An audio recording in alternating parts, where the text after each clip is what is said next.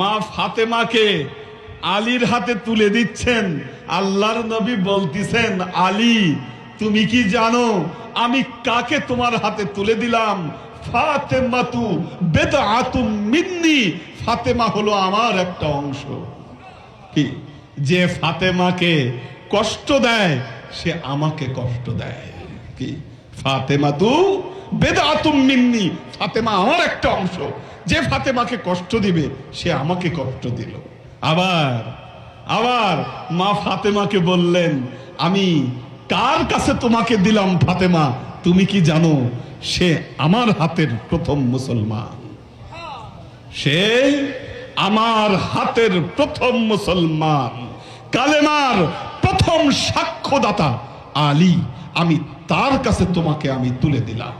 কি বিয়ের কয়েক বছর পর প্রথম সন্তান হলো। মা ফাতেমা সন্তান কোলে নিয়ে আল্লাহর নবীর কাছে আসলেন। আল্লাহর নবী দেখে বললেন, তুমি এই সন্তানের নাম রাখো হাসান। কি হাসান। পরের বছর আবার সন্তান হলো, নিয়ে গেলেন আল্লাহর নবীর ঘরে। আল্লাহর নবী বললেন, তুমি এর নাম রাখো হোসাইন। কি এর নাম রাখো হোসাইন। হাসান হোসেন আল্লাহর নবীর এত প্রিয়, নবীর সাথে সব সময় খেলা করে এই দুইজন।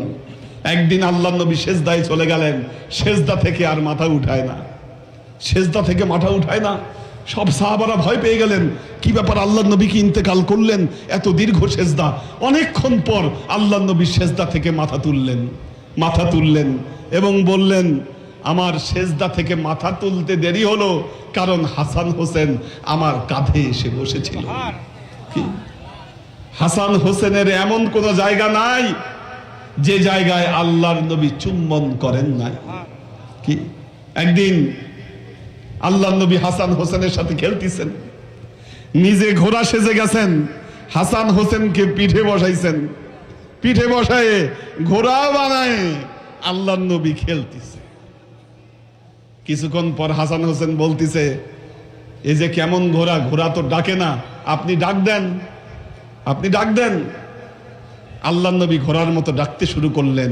একবার, দুইবার, তিনবার যখন ডাক দিলেন, আল্লাহর নবী চিন্তা করলেন, আমি দিনের নবী, আমার এত বড় দায়িত্ব, আমি আমার নাতিদেরকে নিয়ে খেলতেছি, না জানি আল্লাহ আমার উপর অসন্তুষ্ট হন। তিনি হাসান হোসেনকে নামায় দিলেন কোল থেকে।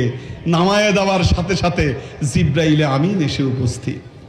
কি জিব্রাইলে আমিন এসে উপস্থিত। জিব্রাইলে আমিন জানালেন, ইয়া রাসূলুল্লাহ, আপনি আপনার নাতিদেরকে নিয়ে খেলতেছিলেন, আল্লাহ সন্তুষ্ট চিত্তে ওই খেলা দেখতেছিলেন।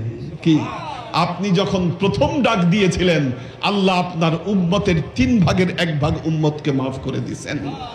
দ্বিতীয়বার যখন ডাক দিলেন, 2 ভাগ উম্মতকে মাফ করে দিয়েছিলেন। তৃতীয়বার যখন ডাক দিলেন, তখন আল্লাহ আপনার উম্মতের 4 ভাগের 3 ভাগ উম্মতকে মাফ করে দিয়েছিলেন। আপনি যদি আর একবার ডাক দিতেন, আল্লাহ আপনার সব উম্মতকে আল্লাহ মাফ করে দিতেন।